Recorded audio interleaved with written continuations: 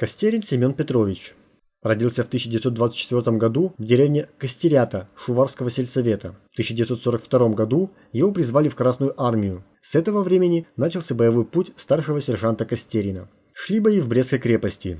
Костерин – один из лучших командиров части, не считался ни с какими трудностями. В напряженной обстановке боя действовал отважно и мужественно. 27 июля 1944 года противник пытался выбить наше подразделение из села Виляново, но все его контратаки были отбиты. На орудии старшего сержанта Костерина двигались танки и самоходные орудия.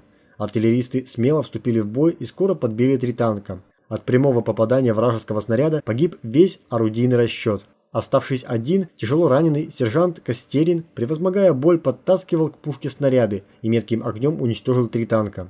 В этом бою отважный артиллерист пал смертью храбрых. Благодаря его стойкости, героизму, воинскому мастерству фашисты не добились успеха и вынуждены были отступить. Указом Президиума Верховного Совета СССР от 25 сентября 1944 года старшему сержанту Семену Петровичу Костерину посмертно присвоено звание Героя Советского Союза.